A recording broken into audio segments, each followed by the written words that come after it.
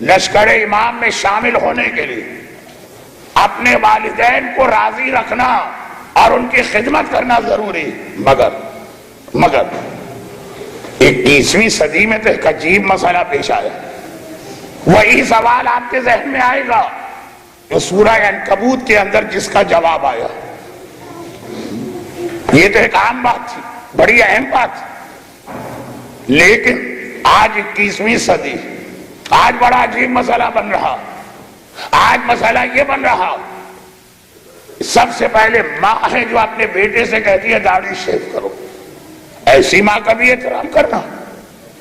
آج عجیب مسئلہ ہے، سب سے پہلے باپ ہے جو بیٹی سے کہتا ہے پردہ اتار کے پھینکو، ایسے باپ کا بھی احترام کرنا۔ آج عجیب زمانہ ہے، بیٹا گانے سے بچنا چاہتا ہے، والدین بڑے ٹھار سے صوفے پہ بیٹھ کے ڈش اینٹینا میں ایک سے ایک پروگرام دیکھنا چاہتے۔ پہلے جب اسلام آیا یہی مسئلہ مکے کے نوجوانوں کو پیش آیا، یا رسول اللہ آپ اتنا احترام والدین بتا رہے ہیں، اگر ویسے قرنی کی ماں جیسی ماں ہو تو امام کی خدمت میں مت جاؤ، ماں کی خدمت کرو، لیکن اگر ماں ہی ایسی ہو جو آپ کو گناہ کے راستے پہ لے جائے۔ مجھے تو یہ تماشے بہت دیکھنے کو ملتے ہیں۔ مولانا ہمارے بیٹے کو سمجھائیے، شادی کہہ رہا میں سونے کی انگوٹھی نہیں پہنوں گا۔ مولانا ہماری بیٹی کو سمجھائیے، دلہن بنی ہے، کہہ رہی ہے لیکن میں حجاب پورا کروں گا۔ دلہنیں بھی کبھی حجاب کرتی ہیں؟ میں کیا سمجھاؤں؟ اس کو سمجھاؤں کہ ان بڑی بی کو سمجھاؤں؟ مسئلہ یہ ہوا کہ مکے کے نوجوانوں کوئی چیز نئی نہیں ہوتی، سب کا جواب اسلام کے پاس۔ یا رسول اللہ ہماری ماں ہمیں دین پر عمل کرنے سے روک رہی ہے۔ سورہ عنکبوت جو جعفری ہاؤس شروع کے مجالس میں ہمارا عنوان بنا تھا، قرآن کی آیت نازل، والدین کا احترام کرو، اگر وہ اللہ کے حکم کے خلاف کوئی حکم دے خبردار فلا تطعہما، پھر ان کی اطاعت نہیں کی جائے گی، ہاں احترام کیا جائے گا۔ یہاں پہ ایک آخری بات کہہ دوں، امام زمانہ کی سب سے بہترین تیاری کیا ہے؟ آنے والے، اور ہمیں نہیں پتا ہم اس قابل ہوں کہ ان کے لشکر میں شامل ہوں کہ اس قابل نہ ہوں۔ سب سے بہترین تیاری کیا ہے؟ امام زمانہ کی فوج کی تعداد بڑھائی، اور یہاں ایک عجیب روایت ہمارے پاس آتی ہے، کم از کم 1000 روایتیں ہیں جس میں آق والدین کو برا کہا گیا، جہنم، عذاب، سارے اعمال ضائع، مگر ایک روایت اس کے بیچ میں یہ بھی کہ امام نے فرمایا کہ کیا تمہیں پتا ہے اولاد اگر والدین کی اطاعت نہ کرے تو وہ آق ہو کر جہنم میں جاتی ہے نا؟ بعض والدین بھی ایسے ہیں جو آق اولاد ہو کے جہنم میں جاتے ہیں۔ کہا یا ابن رسول اللہ وہ کون؟ کہا قیامت کا دن۔ ایک بار ایک نوجوان کو لایا گیا، نامہ اعمال کھولا، ایک بچی کو لایا گیا، جوان بچی، نامہ اعمال کھولا، نماز نہیں پڑھی، روزہ نہیں رکھا، اور کبھی رکھ لیا کبھی نہیں رکھا، داڑھی زندگی میں کبھی اپنے چہرے پہ نہ آنے دی، حجاب کبھی سر پہ اسکارف نہ ٹھہرنے دیا، گانا بجانا 24 گھنٹے، ڈسکو ڈانس ہر وقت، حرام پروگرام ہر وقت۔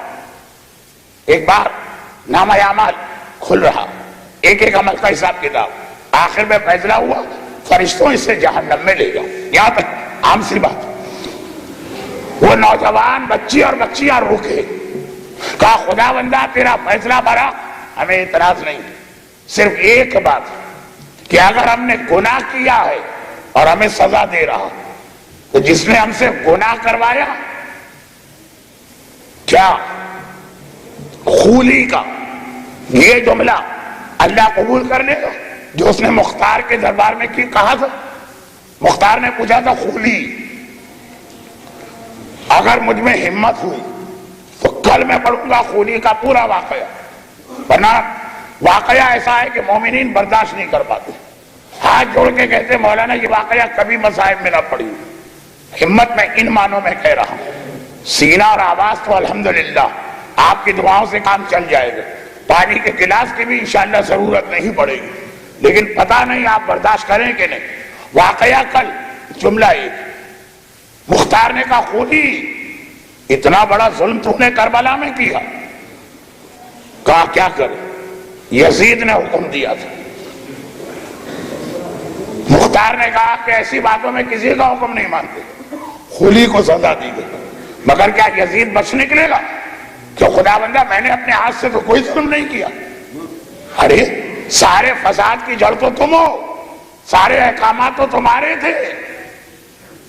قیامت کے دن مومن بیٹا مومنہ بیٹی جہنم میں جاتے جاتے رکے، خدا بندہ تیرے فیصلے کو ہم مان رہے ہیں، وہاں تو ماننا ہی پڑے گا، نہ جھوٹ بول سکتے نہ بہانہ بنا سکتے، ہاتھ بولے گا یہ جھوٹ بول رہا، اس نے میری مدد سے ریموٹ کے ذریعے پروگرام کھولا تھا گانے میں، زبان کہے گی یہ جھوٹ بول رہا، اس نے میری مدد سے فلاں حرام کھانا کھایا، ہمارے خلاف ہو جائیں گے۔ کہا نہیں، ہمیں اعتراض نہیں، صرف ایک بات، ہم گناہ کرنے والے ہیں تو کوئی ہم سے گناہ کروانے والا نہیں، وہ چھوٹ جائے گا۔ خدا کہے گا بتاؤ کس نے تم سے گناہ کروائے؟ کہا ہمارے والدین۔ فرشتوں سے کہا بھلا کے لاؤ اس کے باپ کو اور اس کی ماں کو۔ فرشتے میدان قیامت میں جیسے کورٹ کا آدمی عدالت کا سمن لے کے نکلتا، ڈھونڈتے چلے فلاں ابن فلاں، اس کا باپ کون ہے، اس کی ماں کون ہے؟ آ گئے۔ خدا بندہ ہمیں کیوں بلایا؟ کہا تمہاری اولاد کہہ رہی ہے کہ تم نے اپنی اولاد پہ ظلم کیا۔ تڑپ اٹھی ماں، خدا بندہ تیرے سامنے اتنا بڑا جھوٹ، میں نے اس کو پالنے میں تو اپنی جوانی خاک میں ملا دی، اس کے غذا کا خیال کیا، اس کے کھانے کا خیال کیا، اس کے آرام کا خیال کیا، اور یہ کہہ رہا میں نے اس پہ ظلم کیا۔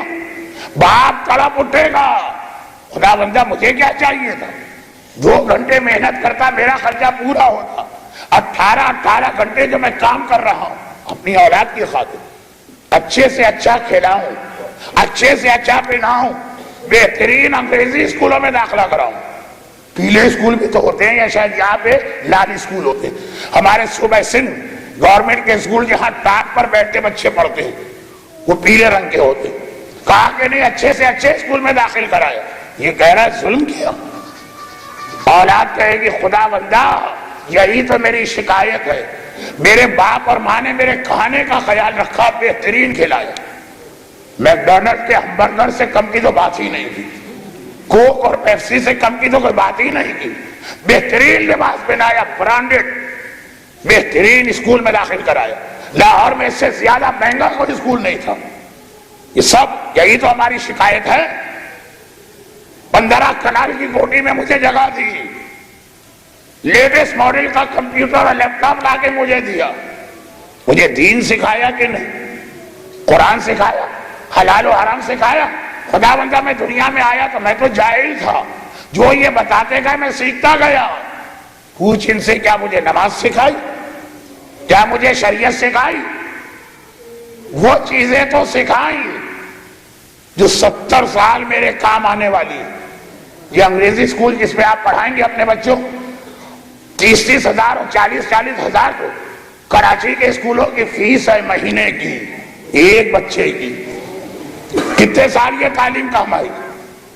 70 سال دنیا میں بے شک کام آئی، اور جو تعلیم ہمیشہ کام آنے والی ہے اس کے لیے 5 روپے خرچ کرتے ہوئے جان نکلتی ہے۔ خالی پیسے کا مسئلہ نہیں ہے مولانا، ہمارے بیٹے کے پاس ٹائم کہاں ہے کہ ہم اس پہ ڈبل بوجھ ڈالیں؟ صبح سے شام اسکول گیا، ٹیوشن پڑھوائی، ہوم ورک کیا، تھوڑی دیر جا کے کھیلے گا بھی، کمپیوٹر پہ بھی بیٹھے گا، اس میں نماز کا ٹائم کہاں، اس میں قرآن کا ٹائم کہاں، اس میں توسیع المسائل سکھانے کا ٹائم کہاں؟ اب سوال یہ کہ اللہ نے کیا فیصلہ کیا؟ باپ یہ کہہ رہا ہے، بیٹا یہ کہہ رہا ہے۔ قیامت کے دن اللہ نے کہا بیٹا صحیح کہہ رہا، باپ غلط کہہ رہا، فرشتوں جہاں پہ یہ بے نمازی بیٹا جا رہا وہیں پہ نمازی باپ کو بھی ڈال دو۔ خدا بندہ کیوں؟ کہا کہ تمہاری وجہ سے ایک معصوم گناہگار بنا، میں نے کس کو معصوم کہا؟ بچے کو. کل مولود یولد علی فطرت الاسلام ابواہ یحودانہ اور ینصرانہ اور یجوسانہ. پیغمبر کی حدیث. اللہ ہر بچے کو اسلام میں پیدا کرتا. باپ ہے یہودی بنایا، باپ ہے عیسائی بنایا، باپ ہے مجوسی بنایا، باپ ہے بے نمازی بنایا، باپ ہے بے حجاب بنایا، باپ ہے گانے کا شوقین بنایا. اللہ نے باپ کی بات نہیں مانی کہ اے خدا میں نے اس کے کھانے کا، پہننے کا، کپڑے کا، تعلیم کا کتنا اچھا انتظام دیا. امام نے کہا جس طرح باپ کی نافرمانی کر کے بیٹا آقے والدین بنتا، بیٹے کو دین نہ سکھا کے باپ بھی آقے اولاد بنتا، اور اس کے لیے بھی اللہ کی جنت کا دروازہ بالکل بند. ظہور امام یقینی نشانیوں میں یہ ہے کہ والدین اپنی اولاد کو دنیا سکھائیں گے، دین نہیں سکھائیں گے. دیکھیے اولاد والدین کی نافرمانی کرے یہ ہر دور میں رہا. آخری زمانے کی پہچان ہے والدین اپنی اولاد کی نافرمانی کریں گے، یعنی انہیں دین نہیں سکھائیں. امام زمانہ کی سب سے بڑی تیاری یہ لشکر امام کو بڑے سے بڑا کیجیے. گانا سننے والی نسل تو امام کا ساتھ دینے سے رہے، بے پردہ گھومنے والی اولاد تو امام کا ساتھ دینے سے رہے. اگر امام سے محبت ہے، آپ ہوتے کربلا کے موقع پر. ہمارے یہاں بعض لوہے بھی ہیں، اے کاش میں کربلا میں ہوتا. میں اس لوہے کا مذاق نہیں اڑا رہا، وہ تو زیارت وارثہ کے جملے کا اس نے ترجمہ کر دیا. خیال ہے تن کن تو ماگو، مگر اگر آپ ہوتے کربلا میں تو خالی خود چلے جاتے کہ کوشش کرتے زیادہ سے زیادہ لشکر حسین کی تعداد بڑھانا. امام زمانہ کا ظہور بہت وقت نہیں رہ گیا. یہ بات انشاءاللہ کل آخری مجلس میں آئی گی، مگر آج کا آخری جملہ، اس کے بعد مصائب کا بیان.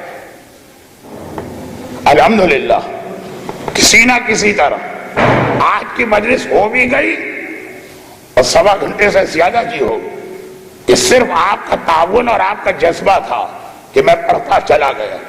مگر اس جملے میں مجلس ختم کروں کہ مومن چاہے کربلا میں حسین کے ساتھ ہوتا اور چاہے آخری زمانے میں امام زمانہ کے ساتھ، اس کی ذمہ داری سب سے پہلی بنتی یہ اپنی اولاد کو اس قابل بناؤ کہ لشکر امام میں شامل ہو سکے. حسین کے لشکر میں کوئی بے پردہ عورت نہیں تھی، نعوذ باللہ. حسین کے لشکر میں کوئی بے نمازی نوجوان نہیں تھا، نعوذ باللہ. حسین کے لشکر میں کوئی گانا سننے کا شوقین نہیں تھا. یہ سب اگر ڈھونڈنا ہے تو لشکر یزید میں ملے گے، اور یہی امام زمانہ کی بہترین تیاری. یہ تیاری نہیں ہے کہ مولانا فلاں جگہ زلزلہ آ گیا اب امام آنے والے، فلاں جگہ طوفان آ گیا اب امام آنے والے، فلاں ملک میں یہ سیاسی رد و بدل ہوا امام آنے والے. بس